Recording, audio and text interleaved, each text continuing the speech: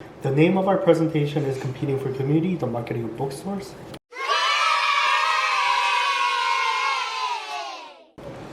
The research questions that we will explore are: how does the capitalist market influence the formation of community in bookstores?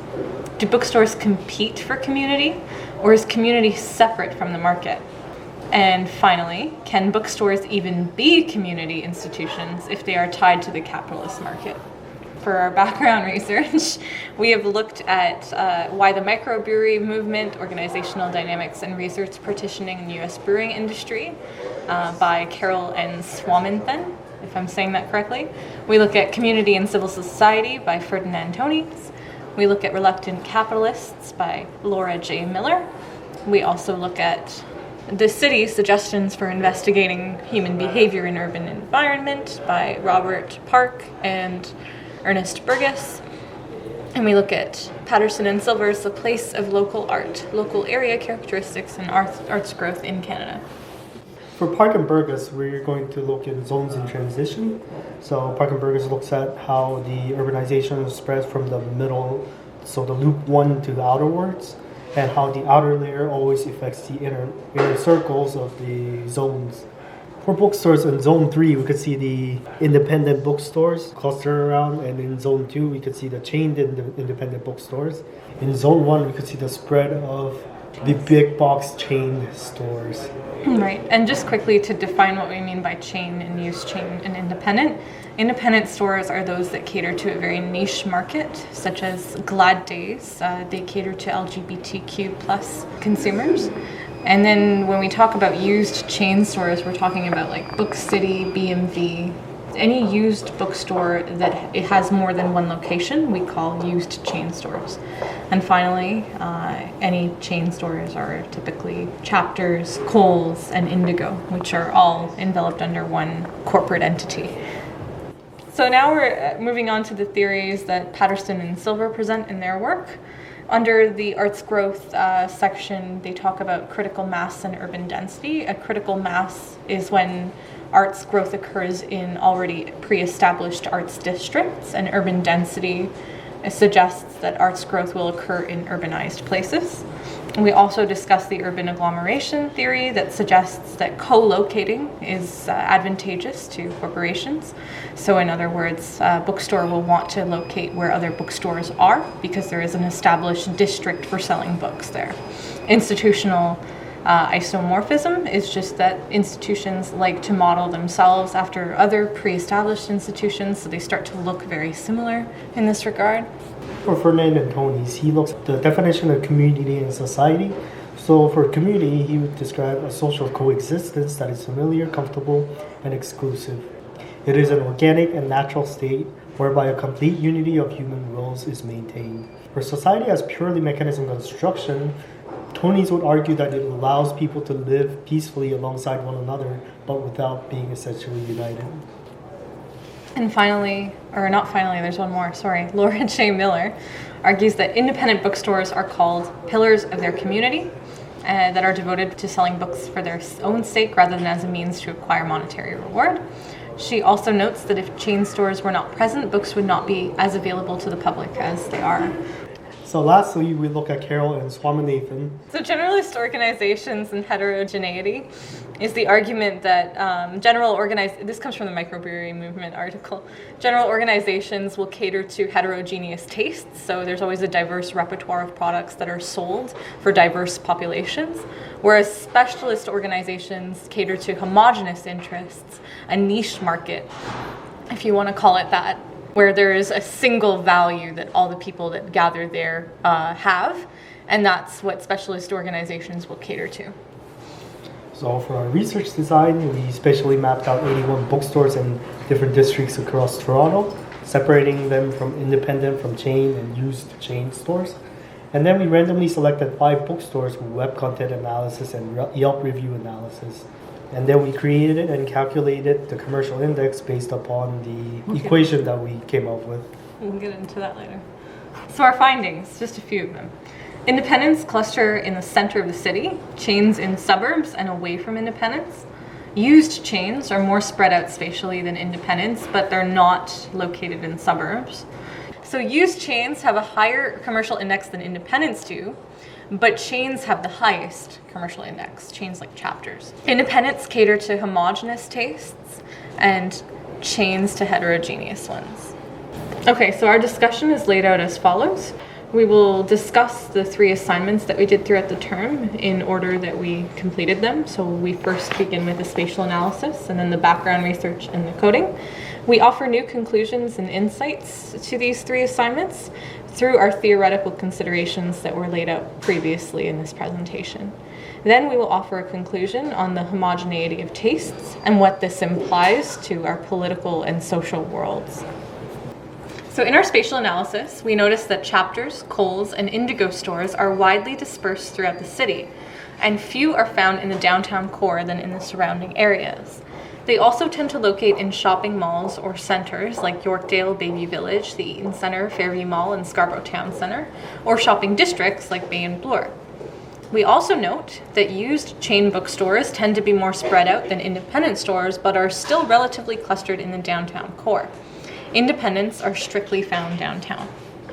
The first finding that suggests chain stores are dispersed and not located near independent stores contradicts traditional economic theories about art growth. Patterson and Silver discusses the idea of urban agglomeration, where organizations benefit from co-locating in the same place. Perhaps these big box bookstores benefit more from locating outside of Central City, where they do not have to compete with used bookstore chains who offer the same books in a very good condition for a third of the price. Due to the expensive cost of retail space, it is unlikely that used or independent bookstores will benefit from locating in a mall. Chapters, Indigo, and Kohl's also most likely make a lot of their revenues off their online website and can afford the costs. The findings that used chain bookstores tend to be more spread out than independent stores are, but are still relatively clustered in the downtown core, may be a better example of urban agglomeration, where used bookstores benefit from co-locating with independent bookstores. Since independent stores offer specific types of books, and a nearby chain's used store will offer consumers who are in the area the opportunity to find what may not be offered in specialized stores. We use Park and Burgess's model of zones in transition to explain the clustering of independent in the downtown core versus chains being more spread out. Zone 1, indicated red, highlights where chain stores are located. Zone 2, indicated yellow, shows where the used chains are located, and Zone 3, indicated blue, shows where the independents are located. Laura Miller, in Reluctant Capitalists, argues that if not for chain stores, people who live in the suburbs would have no access to books. Our model supports this theory. Since independents are not found in the red surrounding zone, those who live outside of the downtown core will have no access to books if not for chain stores. Independents cluster where there is what Patterson and Silver call a critical mass or a pre-established scene for independent bookstores. Many of the independents have a long-established relationship with the neighborhoods they reside in. For example, Glad Days has been around for 47 years. It is the oldest LGBTQ bookstore in Toronto. The theory of urbanity also supports this finding, as more dense urban populations allow for a mass of consumers to form in order to establish an arts district for independent bookstores. They benefit from co-locating or urban agglomeration because they offer specialized products to niche markets. They are different, and that is why they are sustained. In contrast, chain-used bookstores appear to be standardizing their appearances to offer what chain stores do. They relatively sell the same books as chains do and are branching out closer to where chain stores are located. There may be a degree of institutional isomorphism at play, whereby used chains are rivaling chains by offering the same kind of variety or choice in products, but at a cheaper cost.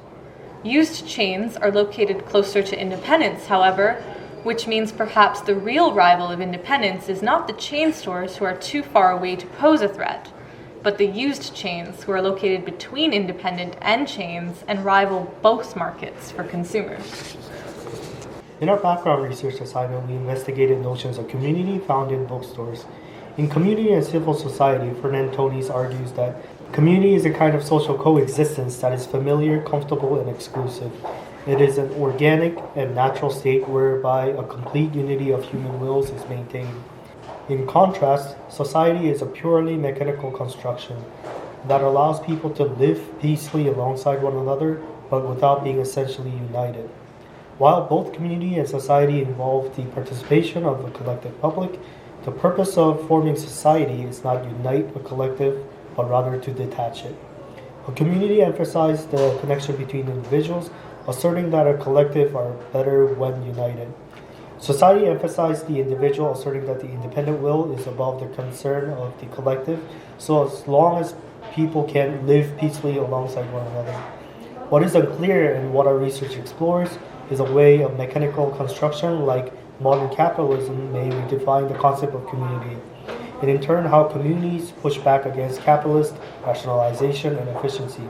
Exploring the way bookstores are both societal and community constructs allows us to reconsider the connection between the individual and the united collective. Independent bookstores, according to Laura Miller, are often called pillars of their community that are devoted to books for their own sake rather than as a means to acquire monetary reward. This sentiment is echoed in Kathy Little's research on feminist bookstores.